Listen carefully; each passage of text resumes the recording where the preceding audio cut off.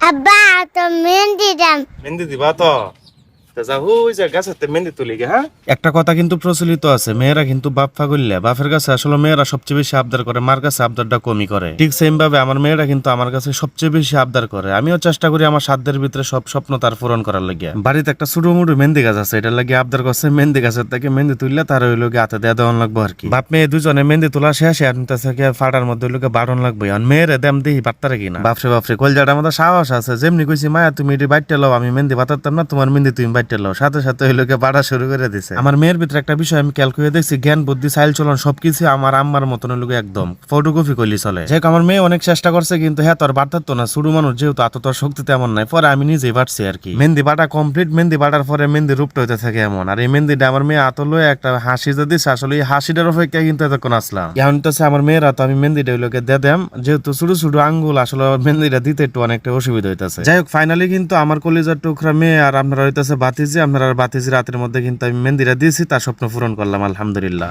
আব্বা ও তো আমি আদর করো কে তুমি যে আমার আম্মা, এটা লাগে আমি আদর করি। আব্বা তুমি আমার মেহেন্দি দিছো আর তোমার আরো করে দিই এমন সেরেন 2-4-10টা তাহন লাগে না, এক পিস থাকলে যথেষ্ট। যাই হোক, নামাজের টাইম হইলে ফাজত নামাজ আদায় করুন যায়।